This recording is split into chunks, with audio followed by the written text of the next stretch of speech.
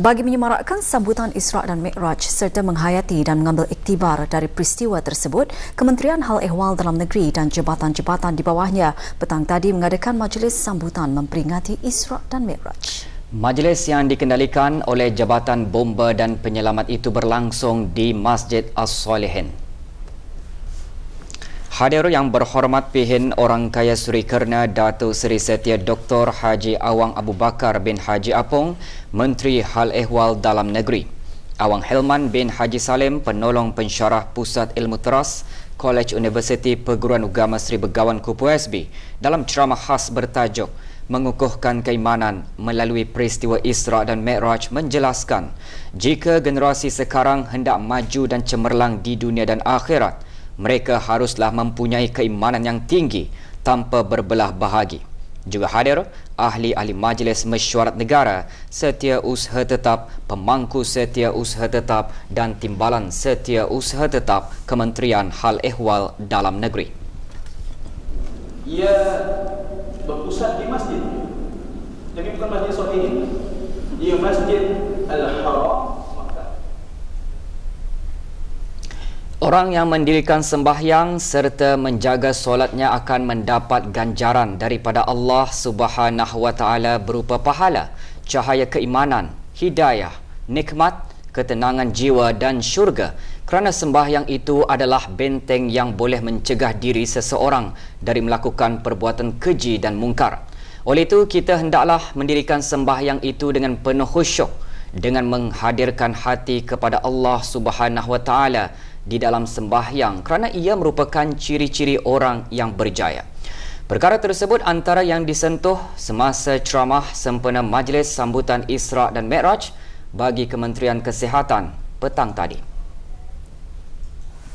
Hadir yang berhormat Datuk Seri Setia Dr. Awang Haji Muhammad Hisham bin Haji Jaafar, Menteri Kesihatan.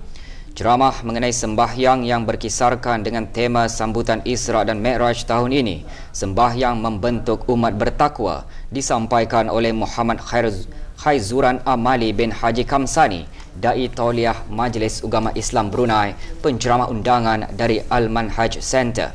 Beliau juga menyentuh mengenai kepentingan sembahyang kerana sembahyang merupakan tali perhubungan di antara hamba dengan penciptanya, iaitu dengan menjadikan seseorang umat Islam itu sentiasa mengingati Allah Subhanahu Wa Taala, merendahkan diri kepadanya dan sentiasa mengagungkannya. Acara tahunan ini diungkayakan bersama Jabatan Perkhidmatan Saintifik dan Jabatan Perkhidmatan Renal Kementerian Kesihatan. Berjumpa dengan Tuhannya. Bila kita ni berjumpa dengan Tuhan kita, mengatakan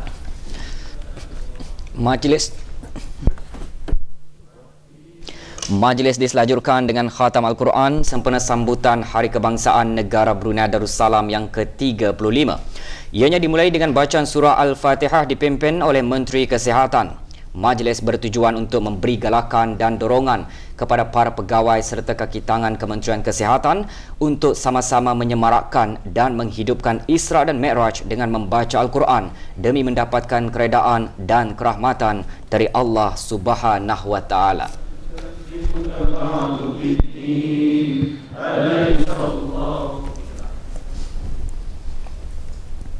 Sembahyang mampu memberikan banyak kelebihan kepada umat Islam. Antaranya ialah membentuk sifat tabah dalam diri manusia bagi menghadapi sebarang ujian. Ini antara perkara yang disentuh dalam bicara Ulum Ad-Din sempena sambutan Isra' dan Mi'raj Universiti Brunei Darussalam UBD petang tadi. Hadir Datin Dr. Dayang Hajah Anita bin Nurul Zahrina binti Pihin Orang Kaya Laila Wijaya, Datuk Seri Setia Haji Awang Abdul Aziz, Naib Chancellor UBD. Ceramah bertajuk Sembahyang Meningkatkan Prestasi Kerja dan Akademik disampaikan oleh Dr. Andas Haji Ismuhadi bin Haji Abdullah, penceramah Pusat Dakwah Islamiah.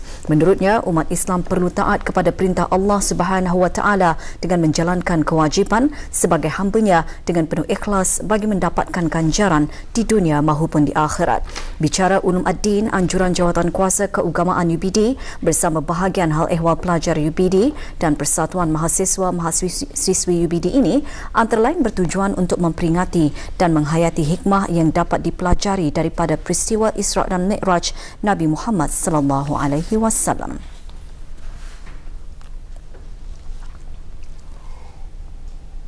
Dalam memperingati dan mengambil iktibar daripada peristiwa yang berlaku semasa Isra' dan Mi'raj, di samping sama-sama menghayati dan meraih ilmu pengetahuan mengenai pengajaran yang menarik di sebalik peristiwa bersejarah tersebut, kumpulan isteri Menteri-Menteri Kabinet, Timbalan-Timbalan Menteri, Setiausaha Tetap, Timbalan-Timbalan Setiausaha Tetap dan ahli-ahli bersekutu KI mengadakan majlis sambutan Isra' dan Mi'raj.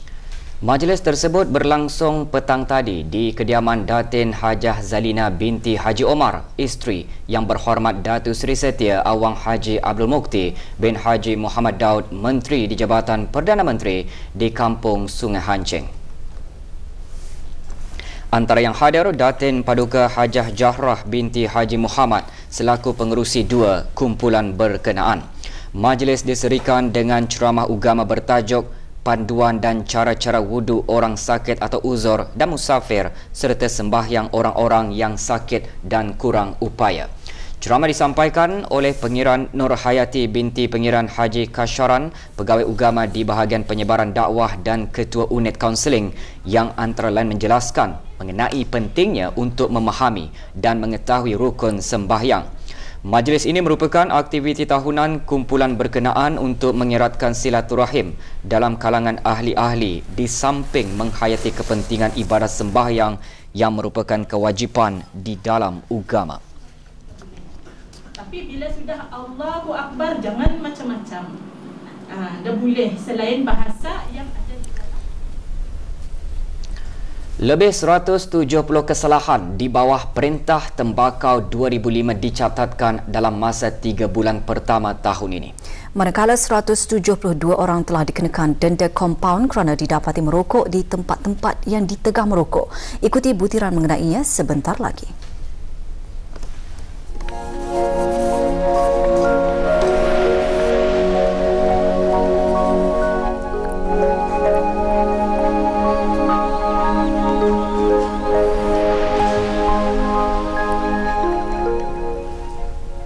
Negara Brunei Darussalam mencatatkan penurunan kadar kekurangan kegiatan fizikal dalam kalangan dewasa, iaitu daripada 35.5% pada tahun 2011 ke 25.3% pada tahun 2016. Menurut Menteri Kesihatan, kadar kekurangan kegiatan fizikal dalam kalangan remaja masih lagi tinggi, iaitu 87.3%. Remaja berumur 13 hingga 17 tahun didapati tidak mencapai sasaran garis panduan kegiatan fizikal, iaitu melakukan kegiatan fizikal secara sederhana selama sekurang-kurangnya 60 minit setiap hari. Yang Berhormat Datuk Seri Setia Dr. Awang Haji Muhammad Hisham bin Haji Jaafar menekankan perkara tersebut dalam perutusan sempena Hari Kegiatan Fizikal Sedunia ke-18. Menurut Yang Berhormat, Kerajaan ke bawah Duli Yang Maha Mulia Paduka Seri Baginda Sultan dan Yang di-Pertuan Negara Brunei Darussalam melalui Kementerian Kesihatan akan terus memperkukuhkan langkah-langkah bagi mempromosi dan menggalakkan kegiatan fizikal dari pelbagai aspek dan di semua peringkat umur. Ini mengambil kira tindakan-tindakan yang digariskan dalam Pelan Tindakan Global menengani aktiviti fizikal 2018-2030 yang telah diluluskan oleh pihak Pertubuhan Kesihatan Sedunia WHO pada bulan Mei tahun lalu.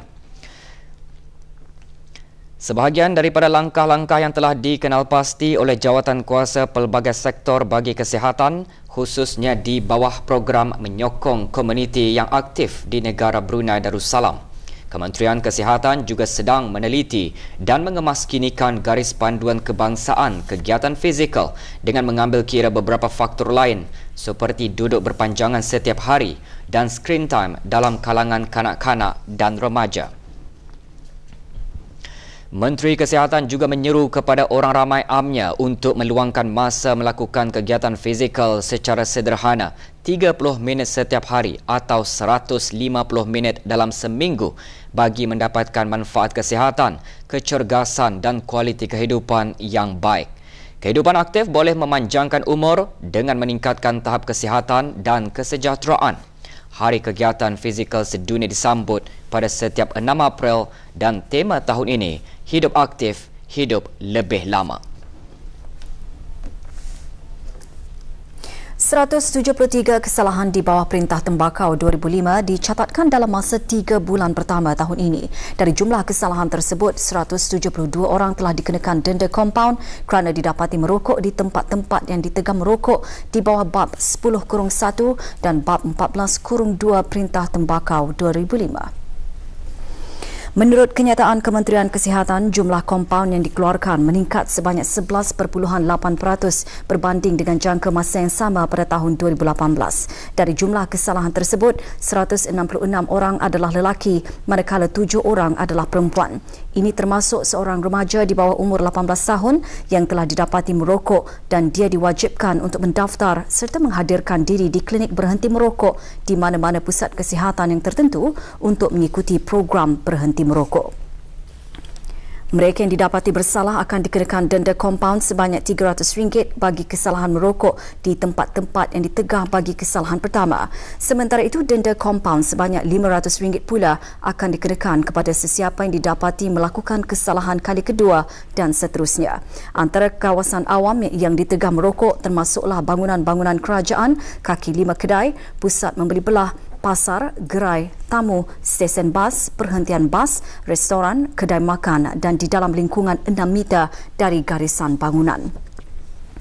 Orang ramai boleh melaporkan kegiatan merokok di tempat-tempat awam yang telah diwartakan sebagai tempat larangan merokok kepada Unit Penguatkuasaan Kesihatan Kementerian Kesihatan di talian hotline 71920005 atau email kepada health.enforcement@moh.gov.bn. Membantu usahawan tempatan agar tampil lebih berkeyakinan. Itu antara matlamat projek keusahawanan Making Brunei Big yang diadakan petang tadi. Perbincangan mengenai keusahawanan dan peluang pekerjaan belia antara tajuk yang dikongsikan semasa dialog tersebut. Selain itu, projek tersebut juga bertujuan merapatkan hubungan komuniti keusahawanan tempatan dan mengiktiraf potensi serta matlamat mereka di samping meningkatkan kolaborasi antara agensi-agensi dan institusi tempatan dengan sebuah pertubuhan dari Amerika Syarikat. Antara yang hadir yang berhormat Major Jeneral Bersara Datuk Paduka Sri Haji Aminuddin Ehsan, Pimpinan Orang Kaya Saiful Muluk Datuk Sri Paduka Haji Abidin, Menteri Kebudayaan, Belia dan Sukan. Juga hadir Datin Paduka Dr. Hajah Nurlila binti Datuk Paduka Haji Abdul Jalil, Setiausaha Tetap di Kementerian Kebudayaan, Belia dan Sukan, Scott Woodard, Kuasa Usaha Kedutaan Amerika Syarikat di negara ini dan Javed Ahmad, Ketua Pegawai Eksekutif DARE. 4 ahli panel perbincangan juga menyentuh mengenai teknologi digital revolusi industri keempat yang telah membawa banyak perubahan dalam bidang kerjaya dan cara pengendalian perniagaan. Projek ini turut menyediakan platform bagi usahawan tempatan dan bakal usahawan untuk saling hubung dengan mereka yang lain serta memperkembangkan lagi perniagaan masing-masing. There will be people who need to service the robots.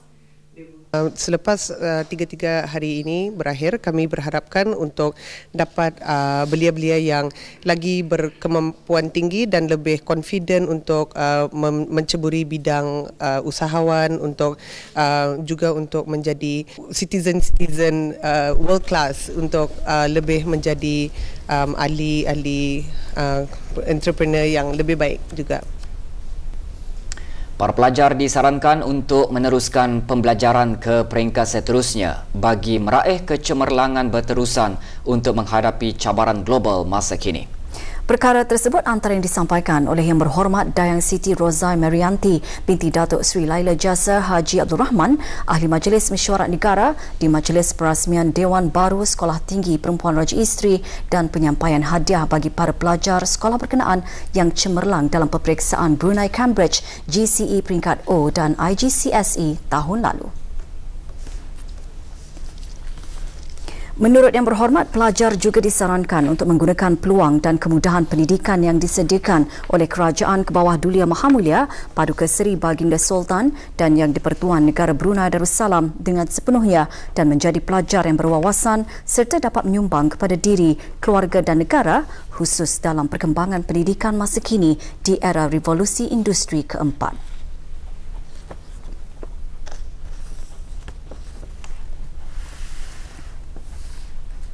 Kejayaan pelajar juga adalah hasil kombinasi peranan seorang guru yang memainkan peranan penting serta komitmen yang tinggi dalam melaksanakan pengajaran dan pendidikan masa kini yang terus menuju ke pendidikan yang berkualiti agar pelajar-pelajar memiliki pengetahuan yang luas serta kemahiran yang tinggi yang bakal menerajui kemajuan negara.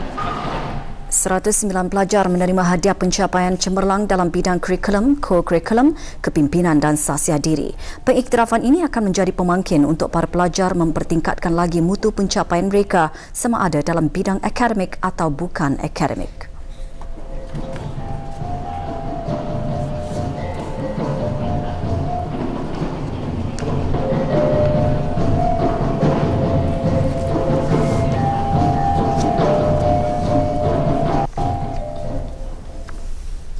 Sebagai menghargai para pelajar yang cemerlang dalam peperiksaan, Maktab Duli Pengiran Muda Al-Muhtadi Billah mengadakan majlis penyampaian hadiah cemerlang peperiksaan Brunei Cambridge GCE peringkat A dan peperiksaan penilaian Pra-U1 peringkat AS 2018. Penyampaian hadiah disempurnakan oleh Dayang Haja Anis Fauzulani binti Haji Zulkifli, pemangku Ketua Pengarah Pendidikan. 30 pelajar menerima hadiah pencapaian cemerlang dalam peperiksaan GCE peringkat A. Sementara 21 orang pelajar menerima hadiah khas dan 3 orang pelajar menerima hadiah paling cemerlang dalam peperiksaan berkenaan. Bagi hadiah keseluruhan peperiksaan penilaian AS dan peperiksaan hujung tahun 2018, 10 orang pelajar dipilih sebagai penerima, sementara 26 pelajar lagi menerima hadiah khas pencapaian terbaik dalam mata pelajaran dalam peperiksaan penilaian AS dan hujung tahun 2018. Majlis ini merupakan usaha pihak sekolah untuk mendorong para pelajar untuk bersaing secara sihat bagi mendapatkan kedudukan atau pengiktirafan sebagai pelajar cemerlang.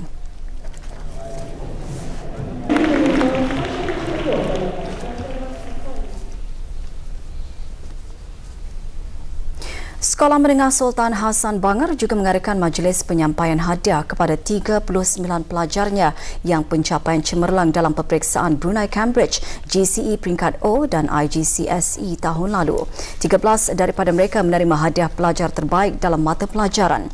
Majlis penyampaian hadiah berlangsung di Dewan Belalong, Kompleks Dewan Kemasyarakatan Pekan Bangar.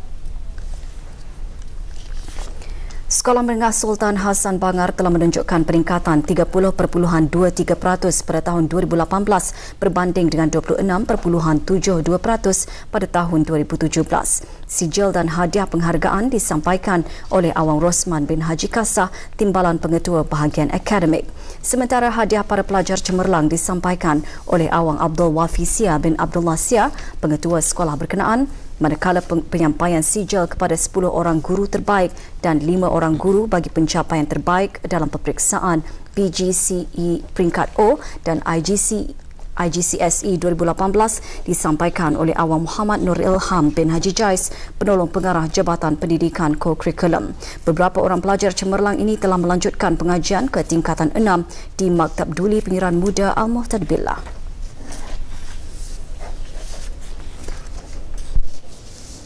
Hopefully they get the best result je lah. Now have to more work harder lagi than before this. Terima kasih kepada cikgu-cikgu yang telah mengajar saya 5 tahun di Sekolah Menengah Sultan Hassan. Orang yang telah mendorong saya untuk sampai tahap kini adalah kedua ibu bapa saya, guru-guru saya, kawan-kawan saya. Berbangga hatilah pasal cikgu-cikgu membagi semangat membagi hadiah Dua wanita warga negara tempatan dihadapkan ke Mahkamah Magistrate Bandar Seri Begawan atas dakwaan penipuan dengan menyamar dan memalsukan dokumen kerajaan. Kedua suspek didakwa di bawah Seksyen 420 dan 471 Kanun Hukuman Jenayah Penggal 22.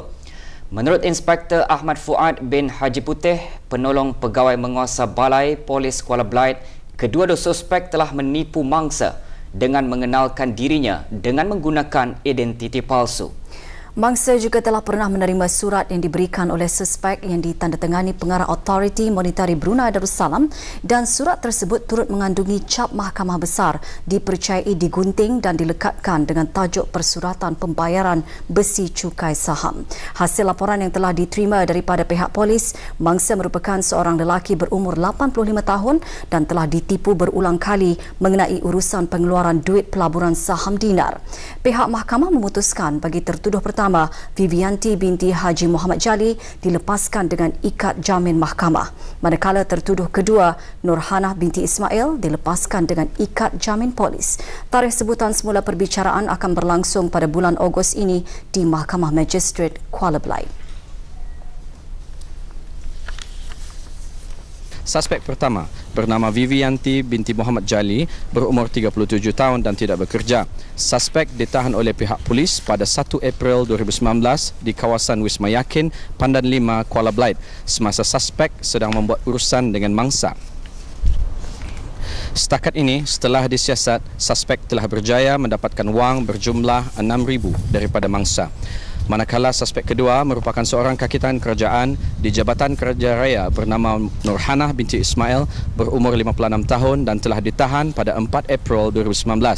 Suspek ditahan kerana dipercayai telah membantu dan menerima arahan daripada suspek pertama untuk membuat surat tersebut dengan menggunakan komputer pejabat. Kedua-dua suspek dihadapkan ke Mahkamah Magistrate Bandar Seri Begawan pada 6 April 2019 untuk didakwa di bawah Seksyen 420 dan 471 Kanun Hukuman Jenayah Penggal 22 kerana telah menipu dengan penyamaran dan pemalsuan dokumen kerajaan.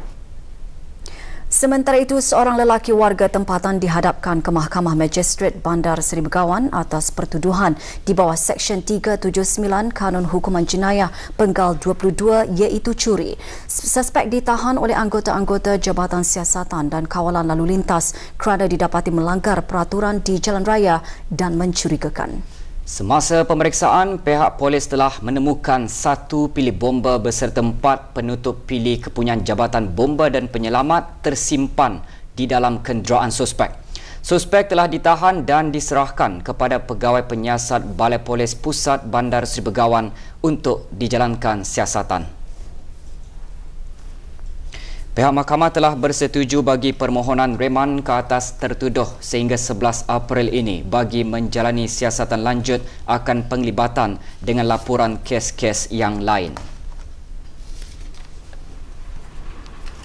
Siasatan telah pun dijalankan dan hasil mendapati seorang lelaki warga tempatan bernama Muhammad Khairi bin Abdul Salam berumur 34 tahun, tidak bekerja, mengakui telah mengambil harta benda kerajaan kepunyaan Jabatan Bomba dan Penyelamat untuk tujuan dijual.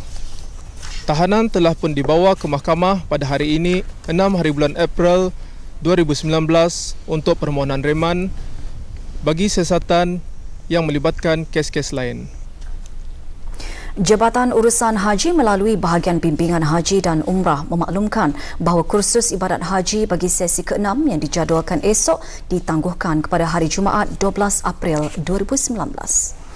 Tarikh tersebut ditunda bagi mempelawa bakal jemaah haji menghadiri program Masjid Kumakmur Negara Berkat di Masjid Omar Ali Saifuddin dengan mengerjakan sembahyang fardu subuh berjemaah dan seterusnya menghadiri program mudahnya sembahyang sempena majlis sambutan Isra' dan Mi'raj peringkat negara di Taman Haji Semuda Omar Ali Saifuddin.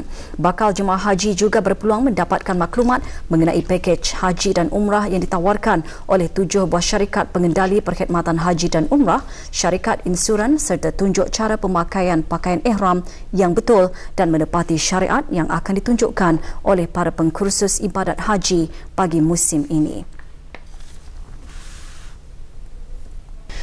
Program Rakan Remaja Penerangan Anjuran Jabatan Penerangan dihasrat untuk menanam semangat kenegaraan dan tanggungjawab sosial dalam kalangan remaja. Pagi tadi, program yang dikendalikan oleh Cawangan Penerangan Daerah Belait dilaratkan ke Sekolah Menengah Pengiran Jen Negara Pengiran Haji Abu Bakar Kuala Belait. Lebih 550 orang pelajar yang terdiri daripada tahun 7, 9 dan 10 dari sekolah tersebut menghadiri program tersebut. Program diserikan dengan persembahan nyanyian, puisi dan lakonan hadir Dayang Mainah binti Muhammad Masdi, Pegawai Pendidikan Jabatan Sekolah-Sekolah Kementerian Pendidikan. Program juga bertujuan untuk mendekatkan golongan berkenaan di sekolah-sekolah supaya peka dengan perkembangan dan hal ehwal semasa negara ini.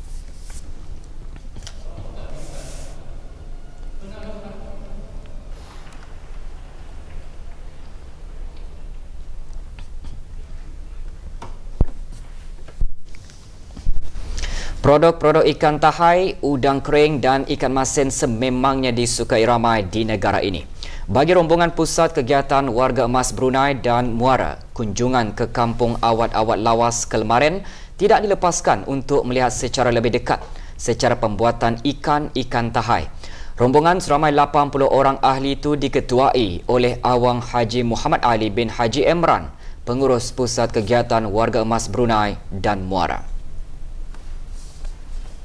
Lawatan bertujuan untuk mengeratkan silaturahim dengan penduduk kampung serta menyaksikan tempat pemprosesan ikan tahai, udang kering dan ikan masin.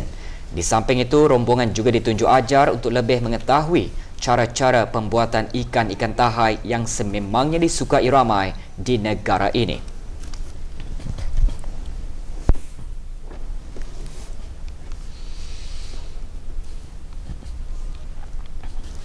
Hampir 500 pelajar tahun 3 hingga 6 Sekolah Rendah Yayasan Sultan Haji Hassanal Bolkiah menyertai acara sukan tahunan yang berlangsung pagi tadi. Para pelajar dibahagikan kepada 4 buah rumah yang dinamakan sebagai Daerah Brunei dan Muara, Daerah Tutong, Daerah Belait dan Daerah Temburong. Acara sukan seumpamanya bertujuan meningkatkan lagi kecerdasan fizikal dan mental pelajar dan mengeratkan silaturahim antara pelajar, guru dan ibu bapa. 8 acara sukan dipertandingkan, antaranya lontar peluru, lompat jauh dan larian.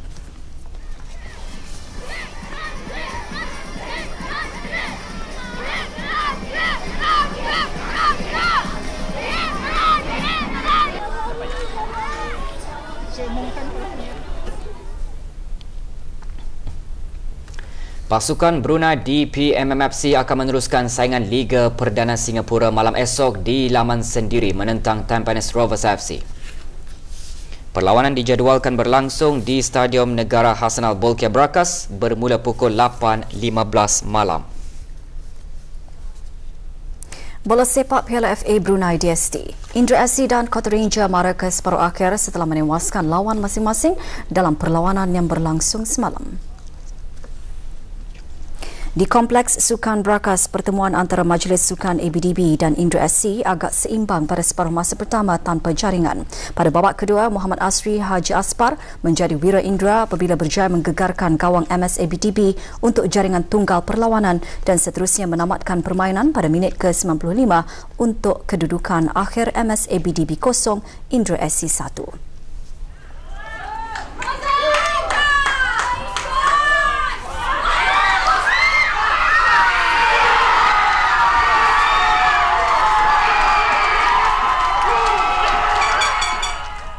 Sementara itu, di Belapan dan Padang Kompleks Sukan Negara Hassanal Bolkiah, Kota Rangers menewaskan Kasuka 1-0 hasil jaringan pada masa tambahan. Kedua-dua pasukan gagal meraih sebarang gol pada minit ke-90 permainan dan memaksa perlawanan diheret ke masa tambahan. Pada minit ke-118, Muhammad Fazwan Haji Abu Kasim menjadi wira Kota Ranger apabila rembatan kencangnya menjadi jaringan emas sekaligus membawa pasukannya mara ke separuh akhir.